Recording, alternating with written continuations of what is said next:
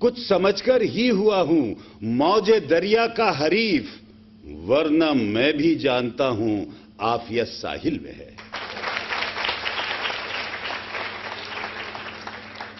बहुत बहुत धन्यवाद। सबसे पहले मैं धन्यवाद देना चाहूंगा कि मेरे लिए हर्ष, सम्मान और गौरव की बात है कि साहिल फाउंडेशन ने मुझे इस समारोह का अध्यक्ष बनाया जिसमें इतनी बड़ी बड़ी हस्ती परीक्षित साहनी साहब, शर्मा जी जिन्होंने की संघर्षों में जिंदगी गुजारी, दारापुरी साहब, हमारे और जो अधिकारीगण हैं, क्योंकि इन सब लोगों से मेरा बड़ा हार्दिक जुड़ाव है। आप जब एडीजी ट्रेनिंग थे तो हम लोगों ने बहुत से प्रयास किए, कुछ ट्रेनिंग कराएं, और एक ट्रेनिंग बड़ी मुश्किल से हम लोग करा पाए। उसमें आपने कहा पैसा नहीं मिल पा रहा, तो बीपीआरएनडी से पैसा भी पुलिस के लिए लेकर आया। हाँ, उस समय आपका रिटायरमेंट हो गया था, लेकिन और इतने बुद्धिजीवी, और उससे जो सबसे बड़ी बात है वो ये है कि ये छात्र, और जिस तरह का ये डिस्कशन हुआ और जिस तरह से आज मुख्य अतिथि का जो संबोधन था वो था, उसने बहुत सी चीजें सोचने को मजबूर कर दिया। आपने सही कहा कि एग्रेशन के साथ जो काम शुरू किया जाए, वास्तव में आपको बधाई है, साधुवाद है प्रभात जी कि आपने जिस एग्रेशन से इसकी शुरुआत कराई, और वो इन सब में एग्रेशन पॉजिटिव फॉर्म में आ जाए। मेरी बातों को समझिएगा, क्योंकि शायद इसका जो मकसद था वो हम लोग कहते हैं, एजुकेशनिस्ट कहते हैं कि education is a technique of transmitting civilization. It's a technique of transmitting civilization, और to perform this function it has to perform two duties if you want to achieve this goal. The first is to create the understanding or to expand the understanding so that you may achieve independence of mind or you may create intellectual integrity. ये जो intellectual integrity और independence of mind है, इसके लिए जरूरी होता है, बहुत जरूरी होता है कि आप सोचें। और आज यहां पर जब हम जैसे लोग सोचने को मजबूर हो गए आने के बाद, तो आपको तो सोचने के लिए बहुत सारी चीजें मिली होंगी।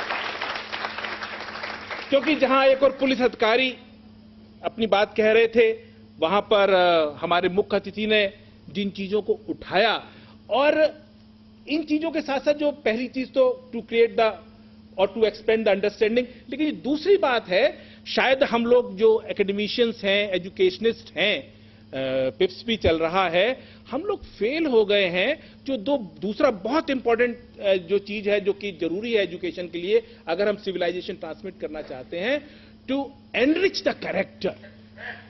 हम शायद ऐसे दिमाग नहीं क्रिएट कर पा रहे हैं जो कि एक पॉजिटिव लीडरशिप दे पाए। क्योंकि जब गोस्वामी जी ने एक बड़ा बात उठाई कि senior officers have failed in providing leadership, ये खाली पुलिस की बात नहीं है, हमें बहुत जगह पर लगता है कि शायद ये लीडरशिप क्राइसिस है। और ये लीडरशिप क्राइसिस क्यों है कि शायद जो मॉरल वैल्यूज, इथिकल वैल्यूज के साथ साथ जो कॉन्स्टिट्यूशनल वैल्यूज है, अभी 65 साल का संविधान है, अभी बड़ी थोड़ी सी हमने यात्रा की है, लेकिन जो संवैधानिक मूल्य हैं जिनको कि साथ में जोड़कर, क्योंकि अगर वो संवैधानिक मूल्य नहीं जोड़े जाएंगे तो ये जो हमारा देश है, यूनिटी इन डाइवर्सिटी की हम लोग जो बात करते हैं, उन सबके अंदर बैलेंस बनाते हुए हम विकास पर नहीं पहुंच पाएंगे। तो मेरे लिए ये हर्ष, गर्व का विषय है कि इसकी मुझे अध्यक्षता करने के लिए आपने कहा और मैं यहां पर आ गया। लेकिन मुझे लगता है कि मुझे छोड़कर बाकी सारे लोग अध्यक्ष थे और उन्होंने जो कहा उसको उसी तरह से समझिएगा, क्योंकि आज तो मुझे ऐसा लग रहा था जैसे मैं एक क्लास में बैठा हुआ हूं और डिस्कशन चल रहे हैं। क्योंकि जो पुलिस रिफॉर्म, ऐसा नहीं है कि हमारे देश में चर्चाएं नहीं हुई हैं। धर्मवीर कमेटी रिपोर्ट जब आई थी तो उस समय इस पर बहुत चर्चा हुई थी, और मुझे आज भी वो रिपोर्ट, क्योंकि उसके बाद में चाहे वो पद्मार्गन कमेटी की रिपोर्ट हो, रिबेरियो कमेटी की रिपोर्ट हो, मालीमत कमेटी की रिपोर्ट हो, या सुप्रीम कोर्ट के डायरेक्शंस हो, वो सारी की सारी चीजें जब आप पढ़ेंगे तो ऐसा नहीं, चिंतन चल रहा है। बीपीआरएनडी ने भी एक मॉडल पुलिस एक्ट बना दिया है। आप लोग जो इंटरेस्टेड हो इसमें, वो मॉडल पुलिस एक्ट बीपीआरएनडी का देखें, और उसके साथ साथ ये भी कोशिश करें, क्योंकि वो ठीक है, साहनी साहब ने कहा कि उत्तर प्रदेश में अभी भी हमारे यहाँ 1861 का एक्ट लागू है, लेकिन आपको बताऊं पंजाब में नया पुलिस एक्ट लागू हो गया है। पंजाब में नया पुलिस एक्ट लागू हो गया, और वो नया पुलिस एक्ट जो है वो भी शायद बहुत कुछ नहीं कर पा रहा है, उसके अंदर कमियां बहुत हैं। ये सिक्योर, क्योंकि जो बार बार बात आती है, वो बात आती है कि अगर डेमोक्रेटिक पॉलिटी में कोई भी इंस्टीट्यूशन अगर हम क्रिएट करते हैं, वो इंस्टीट्यूशन अगर अपने को ऑटोनॉमस होकर मैनेज नहीं कर पाती है, तो क्या उसके लिए जो उसकी असफलताएं हैं, उसके लिए हम उसको जिम्मेदार ठहरा सकते हैं? ये सबसे बड़ा सवाल है। आज आपको जो सोचना है कि हम सब जो इतना आज डिस्कशन कर रहे थे, सारी बातें कर रहे थे, उसका पहला सवाल यह है कि और अगर हम असफलताओं के लिए जिम्मेदारी ठहराते हैं तो वो कितने जिम्मेदार हैं डिसीजंस मेकिंग में और सब चीजों में। क्योंकि हम लोग जब भी हम पुलिस की बात करते हैं, तो चाहे वो बॉबी की हम बात करें, या जापान की हम कम्युनिटी पुलिसिंग की बात करें, या यूएसए की हम बात करें, लेकिन कहीं ना कहीं हम उलझ जाते हैं कि इंडिया में, और खास तौर से जब हम अपने प्रदेश में सिविल पुलिस की बात करते हैं, तो वास्तव में आपने सही कहा कि बचपन से जब बच्चे बड़े होते हैं तो टीवी और उसके माध्यम से साहनी साहब ने उसके ऊपर रिएक्ट भी किया, उनका रिएक्ट करना ठीक भी था। लेकिन आपने एक पिक्चर देखी होगी अर्धसत्य, मुझे नहीं मालूम कितने लोगों ने देखी होगी अर्धसत्य। और अर्धसत्य में जब उसके साथ में बार बार डिस्क्रिमिनेशंस होते हैं, उसको मेडल नहीं मिलता है, और वो सारा अपना एग्रेशन जो है वो अपने जो कैदी पकड़कर, जो मुलजिम पकड़कर लाता है, उनके ऊपर उतारता है, और उससे एक अपराध भी हो जाता है। तो अब एक सबसे बड़ी बात यह है कि इतना ज्यादा टेंशन में, स्ट्रेस में कार्य करने वाली ऑर्गेनाइजेशन को हम 65 साल में एक साइकोलॉजिस्ट भी नहीं दे पाए, इनकी हम साइकोलॉजिकल काउंसलिंग नहीं करा पाए। प्रशांत जी, ये मीडिया के लिए और आप जैसे बुद्धिजीवी पत्रकारों के लिए बड़ा भारी विषय है कि हम जिनकी पोस्टिंग्स करते हैं, उनके पोस्टिंग करने के पहले उनका जो स्टेट ऑफ माइंड या फ्रेम ऑफ माइंड या ये जो प्रेशर्स आते हैं, इनकी स्ट्रेस बियरिंग कैपेसिटी। क्योंकि हम जब बात कर रहे थे पुलिस की हॉस्टिलिटी की, उसके बाद एक जवाब आया कि दारापुरी साहब ने कहा कि कांस्टेबलरी है उसका भी संयम टूट जाता है और वो बिहेव करने लगती है। ये स्ट्रेस बियरिंग कैपेसिटी का क्या हम कहीं टेस्ट कर पाते हैं? और हम नहीं कर पा रहे। वैसे तो हमारे पुलिस की बहुत कमी है। अगर आप देखें कि हमारे यहाँ पे एक पुलिसमैन कितने लोगों पर आपने दे रखा है, तो आपको ताज्जुब होगा। एक स्टूडेंट ने क्वेश्चन किया था कि अपराध होते हैं, पुलिस क्यों नहीं पहुंचती। शायद जब आप इसका इंटरनेट पे आंसर तलाशने की कोशिश करेंगे कि एक पुलिस वाले को कितना एरिया, 1 लाख आता है, 2 लाख आता है, 50,000 आता है, और उसको जब कंपेयर करेंगे दूसरे देशों के साथ में, तो आपकी आंखें खुल जाएंगी कि यहां पर जो है वो बहुत ज्यादा बर्डन है। तो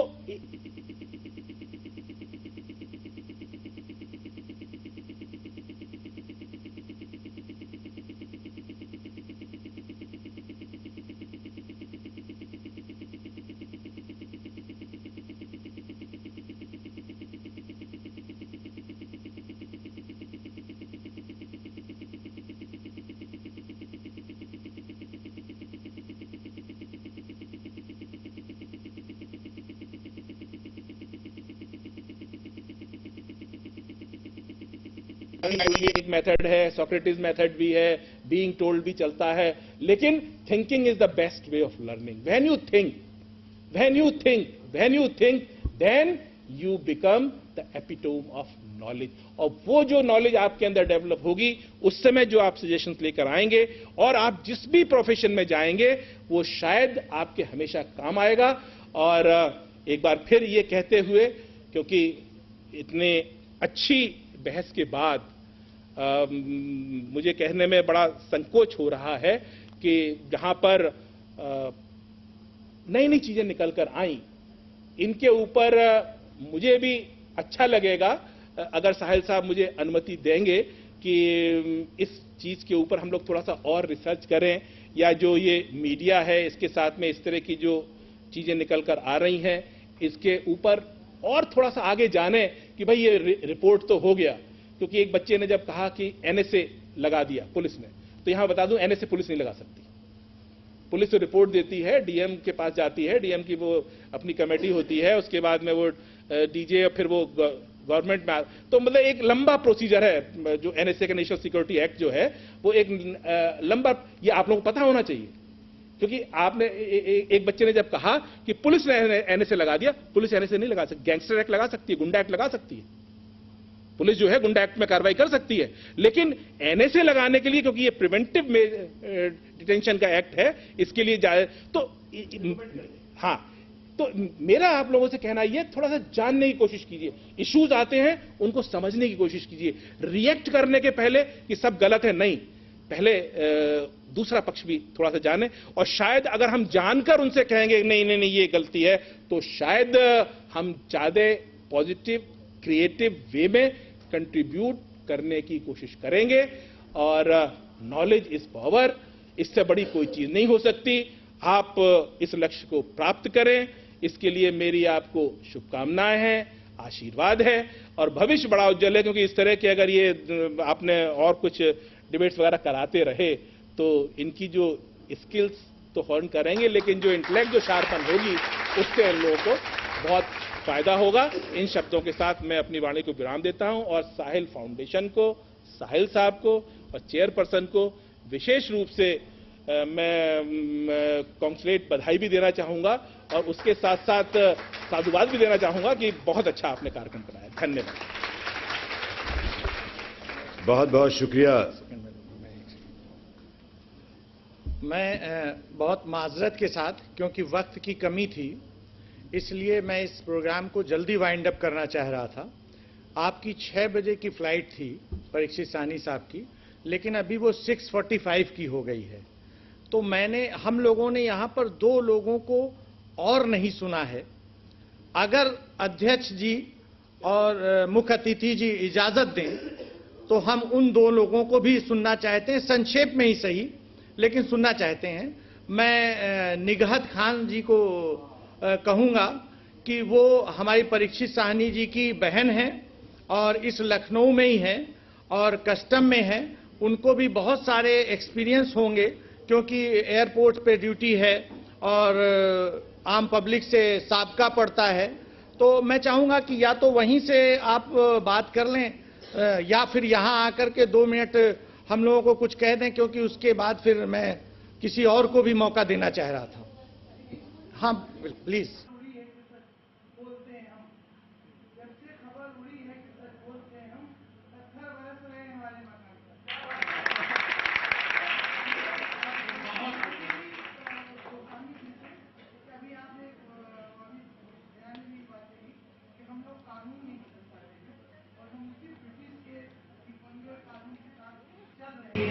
कि हम अपने एक माफ कीजिए, ये मौजूद नहीं है बोलने का, लेकिन मैं एक चीज कहना चाहती हूँ कि कोई घोसी समाज का भाषण दे रहा है, तो कोई गाय समाज का भाषण दे रहा है, कोई मुस्लिम समाज का भाषण दे रहा है, क्यों नहीं कंट्री के लिए कुछ खड़ा होता है?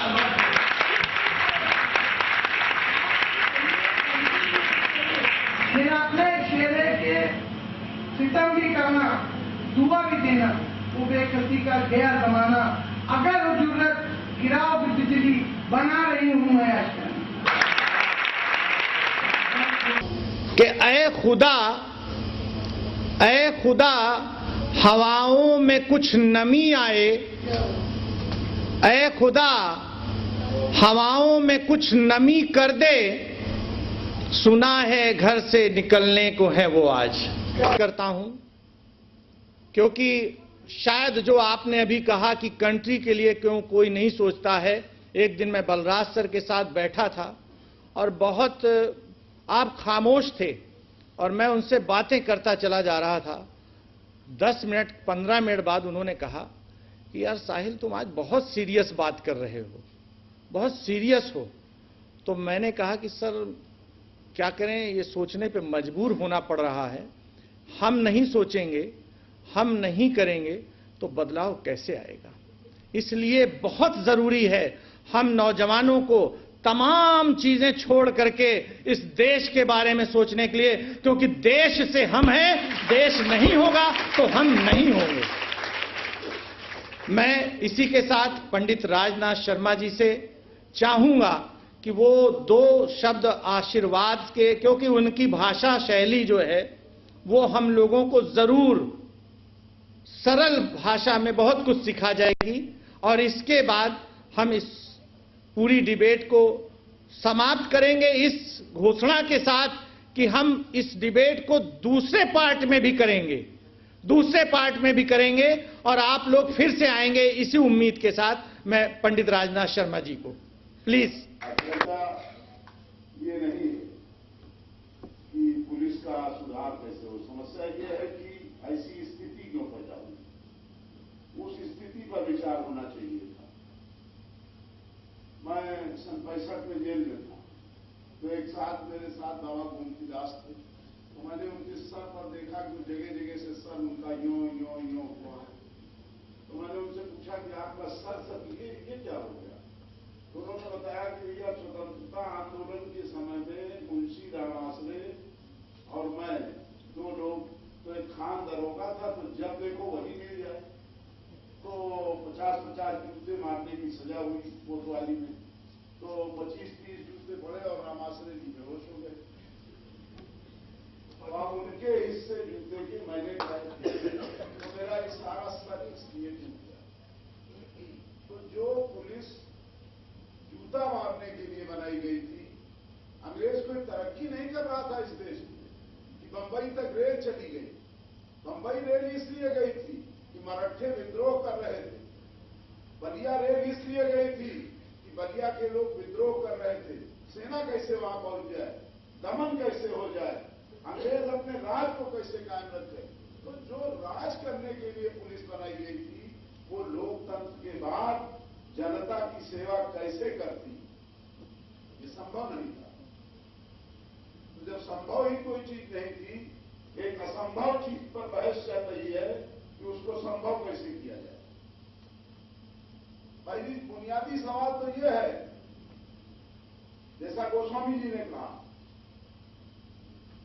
दीन साहब ने उस सवाल को लिया ही नहीं अपने प्रथम भाषण में। पृष्ठभूमि में ही वो चीज आनी चाहिए थी कि ये पूरा पुलिस की व्यवस्था का परिवर्तन कैसे किया जाए। तो अब ये परिवर्तन संभव नहीं है। जो लोग भी ये सोच रहे हो, यहां बैठे हों बच्चे भी, कि ये कोई परिवर्तन होगा नहीं है, तो जातियों के समूह में देश बढ़ गया, अब कोई बड़ी क्रांति नहीं होने वाली है। ये सत्य है कि एक क्रांति अभी बाकी है, कल्पना है, सत्य नहीं, सत्य है कल्पना नहीं। तो जब कोई बड़ी क्रांति इसके बाद निकलेगी और इसकी एक प्रतीक्षा करनी पड़ेगी थोड़े समय के लिए। मैं इमरजेंसी में जेल में था, पूरे जेल में रहा, तो आप समझ लीजिए कि एक FIR पूरे देश में, जो लोग आज कहते हैं कि सांप्रदायिक सद्भाव बने, तो RSS के लोग आज जानते हैं किस तरह गिरफ्तार किए जाते हैं। RSS का जो आदमी गिरफ्तार होता था, उसके लिए होता था कि ये उसका जमात इस्लामी की पाबंदी का विरोध कर रहे थे, और जो मुसलमान बंद होता था उसके लिए ये होता था कि ये राष्ट्रीय स्वयंसेवक संघ की पाबंदी का विरोध कर रहे थे। समझा? उस बच्चे ने भी जैसे सवाल उठाया, तो नेशनल सिक्योरिटी एक्ट जो है वो तो सीधे सरकार लगाती है और उसके लिए एक जज बैठा होता है जो उसकी सुनवाई करे। लेकिन वो जज कौन होता है? वो जज सरकार जिसको चाहती है उसको बनाती है, और करते रहे। मेरे ऊपर तो नेशनल सिक्योरिटी एक्ट नहीं लगा था, राज्य लोगों का ही मुकदमा था, समझे आप? लेकिन अब क्या हो रहा है इस देश में? और मेरठ में चीफ जस्टिस ने अपने बयान में कहा इमरजेंसी में कि भाई क्या सारी FIR टेप करके कटिंग करके भेज दी गई है? हाईकोर्ट के चीफ जस्टिस ने मेरठ में एक फैसला देते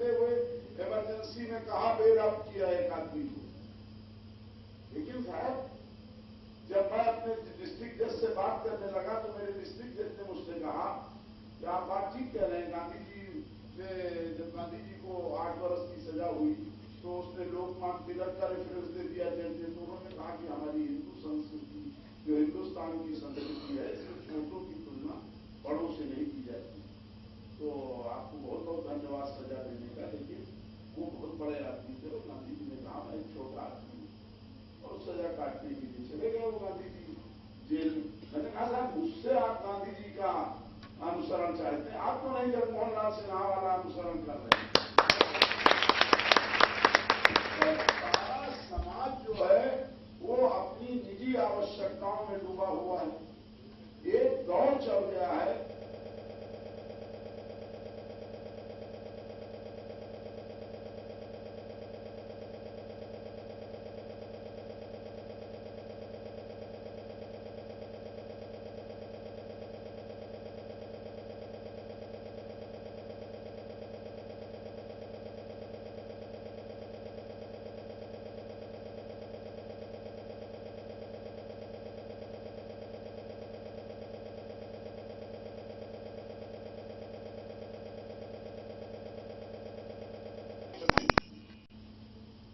और मैं उसको एक जलालत समझता हूं कि मैं उनसे मिलने जाऊं और जलील हूं, कोई धक्का दे दे, कोई मार दे, कोई क्यों न जाऊं।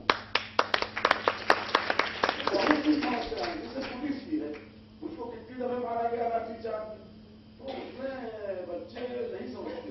एक आदमी 22 घंटे ड्यूटी देता, 24 घंटे, वो समझता यही हमारा दुश्मन है, जो ये आ रहा नारा बोलते हुए यही हमारा दुश्मन है, तो वो इसमें पीट देता। और फिर नेताओं की एक चाल होती है, अखबार में कैसे आओ, अरे पूरा सत्याग्रह हो गया, कुछ हुआ ही नहीं, अब ये अखबार की खबर कैसे बने। तो किसी की पुलिस वाले को पकड़ लेंगे, किसी एसपी पर झपट जाएंगे। ये कोई मेरे स्तर का काम नहीं है। मुलायम सिंह यशवंत सिंह मालूम नहीं अब कहाँ हूं, एक यशवंत सिंह थे जिसका मुलायम सिंह से बंदी के टाइम में झगड़ा हो गया था, विवाद। तो सरकारें बहुत आई, लेकिन यशवंत सिंह का पता ही विचारू नहीं चला। हाँ, लेकिन कहते नहीं, वो पुलिस में भी मुलायम सिंह के झगड़े के बाद जो हटे तो आए ही नहीं, और बड़े ईमानदार अफसर। तो ये आप समझ लीजिए कि ऐसा नहीं है। जब मैं इमरजेंसी में गिरफ्तार हुआ तो उस टाइम मेरे जिले में 10 थानेदार इंचार्ज ऐसे थे जो घूस नहीं लेते, और उनको इस पुलिस के अफसर ने गिरफ्तार किया। अक्षय मिश्रा उसका नाम था, कोतवाल था बाराबंकी का, उनको भी घूस नहीं लेता था। तो उसने कहा मैं अपने कमरे में आपको रहने की व्यवस्था करूं सवेरे। मैंने कहा भाई देखो तुम हम अच्छे आदमी हो, हमारा इतना करो कि मैं जेल और घर के बीच में सबसे बुरी चीज थाना समझता हूं, इसलिए तुम कृपा करके डीएम से स्पेशल परमिशन लेके मुझे जेल दे। तो उसने कहा आप रिपोर्ट कैसे तैयार हो। तो हमने कहा यार जब फर्जी रिपोर्ट तैयार करना है तुमको तो हमसे सारे जाके प्रदर्शन करवा दो। मैं कोई अपराध कर नहीं रहा था, मैं लखनऊ जा रहा था, तुमने मुझको गाड़ी से उतार दिया है, एफआईआर तो तुमको बनानी है, तो मजिस्ट्रेट आ गए। उस टाइम जो जुडिशियल मजिस्ट्रेट थे उनके पावर्स रेवेन्यू मजिस्ट्रेट को दे दिए रिमांड देने की, एसडीएम उसको। तो आप बताइए, जुडिशियल पावर्स हाई कोर्ट से ट्रांसफर कराए गए उनको, रेवेन्यू मजिस्ट्रेट को। तो रेवेन्यू मजिस्ट्रेट आए, हमने कहा आपका काम लगान वसूलना, तकादी वसूलना, आप कहा इस चक्कर में पड़े, अरे आप हमको जेल भेज दीजिए तुरंत, समझा। अब उन्होंने उस पर दस्तखत कर दिया। मैंने एक सादे कागज पर उनको दस्तखत करके दे दिया, क्योंकि मैं मौजूद भी होता तो एफआईआर तो फर्जी ही बननी थी, मैं करता गया। तो जो ये व्यवस्था है सारी कानून की, बुनियादी परिवर्तन इसकी जरूरत है। अब बुनियादी परिवर्तन की बात कैसे होगी? बुनियादी परिवर्तन की इसलिए बात नहीं हो सकती कि सबके पास आय से अधिक संपत्ति, दिल्ली सरकार कुछ करना नहीं चाहती, सीबीआई का एक मोर्चा, तो सब सीबीआई का दबाव उसके आसपास हाथ दिलाते। अब एक ऐसी, मतलब अगर बुरा न कोई बात है तो मैं एक बात और, एक ऐसी महिला इस देश के राजनीति को चला रही है जो विदेशी महिला है, जो भारतीय संस्कृति, उसकी परंपराएं, उसकी कानून की विधि कुछ जानती ही नहीं, तो क्या होना है। मुझको एक कांग्रेस के बड़े नेता ने बताया कि वो अमेठी में भाषण कर रही थी, उसमें इटालियन लिपि में लिखा हुआ हिंदी उत्तर देते हुए उनको किसी ने चिट्ठी लिखा था कि इटली का मौसम बहुत खुशगवार है और अगर तुम यहाँ आओ तो बहुत अच्छा रहेगा और यहाँ रहो। तो वो जून के महीने में वो भी पढ़ने लगी। जल्दी से जनार्दन द्विवेदी पहुंचे, नहीं नहीं नहीं, उन्होंने हाथ वाथ दाबा तो उस चिट्ठी को छोड़ के वो अभिभाषण तैयार कराया, उन्होंने उसको घसीट जाओ उसको दे दिया। तो आज कहाँ ये देश जा रहा है? 100 करोड़ लोग, जैसा आपने बताया अभी कि 100 करोड़ लोग, कोई घोसी है, कोई मुस्लिम समाज बना रहा है, कोई ब्राह्मण समाज बना रहा है, कोई दलित समाज बना रहा है, कोई राष्ट्रीय समाज नहीं बन रहा है। और जब राष्ट्रीय समाज नहीं बन रहा तो इस राष्ट्र में कोई मौलिक परिवर्तन होने वाला नहीं है। चिंता खड़ी हो जाएगी और बिना क्रांति के कोई मौलिक परिवर्तन संभव ही नहीं। बहुत खूब, बहुत खूब। और साहब वो लोग जेल गए, 18 महीने इमरजेंसी में रहे, फर्जी FIR पर जेल में रहे, कोई आया उसका कोई परिवर्तन किया? जब राज सत्ता पर पहुंच गए तो सब भूल गए। आज जेलों में सुधार हुआ, चाय मिलने लगी, ये मिलने लगी, वो मिलने लगी, तो कोई मौलिक परिवर्तन इस देश में होने की संभावना है। उम्मीद है बाबूजी। और जैसी उम्मीद, जैसे आप ये डिबेट चला रहे हैं, सिर्फ 5 लोग क्रांति की तरफ बढ़ जाएंगे, इस तरह से इस डिबेटों का ये फायदा होगा कि कुछ लोग मौलिक रूप से परिवर्तन के लिए तैयार होंगे और उससे समाज बदलेंगे। बहुत खूब, बहुत खूब। आज बहुत ज्यादा मैं हृदय से खुश हूं। हमारे आए हुए सारे मेहमान, चाहे वो कॉलेजेस की टीचर हों, नवयुग विद्यालय की टीचर्स, उनकी प्रिंसिपल साहिबा, शशि भूषण विद्यालय की टीचर्स, उनकी प्रिंसिपल साहिबा, वहां के बच्चों के मन में अभी भी बहुत सारे सवाल हैं। लेकिन क्या करें, हम पीछे अभी बैठे थे तो सारे बच्चे मुझे पर्सनली जानते हैं क्योंकि वर्कशॉप मैं ही करता हूं। तो सारे बच्चे मुझसे कह रहे थे कि सर मेरा भी सवाल है, मेरा भी सवाल है।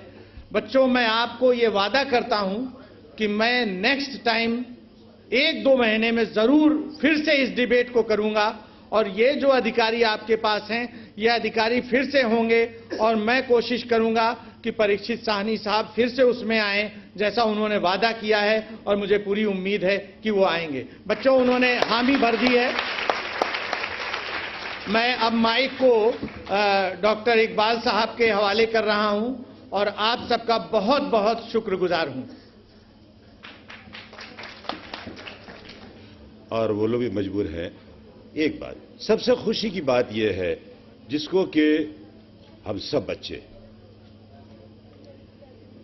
वो ये है कि परीक्षित साहनी साहब ने ये ऐलान कर दिया है हाथ उठा के कि जब आप उन्हें याद करेंगे तब वो जरूर आएंगे। इस उसमें कार्ड दी। हमारे देखिए एहतिशाम मिर्जा साहब जी भी यहां पे मौजूद हैं, जो साहिल फाउंडेशन में की शुरुआत से ही है। एक बात है कि कुछ आप लोग ऐसा करें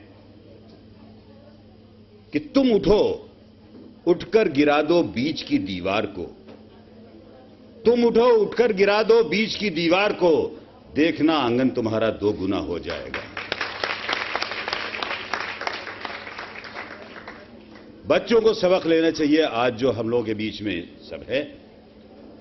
और ये जो शशि भूषण कन्या विद्यालय के जो छात्राएं आई हुई हैं और नवयुग कन्या विद्यालय के, उनका परीक्षित साहनी साहब के साथ में ग्रुप होगा, उनके टीचर्स और वो, और फिर आपके लंच का भी इंतजाम है।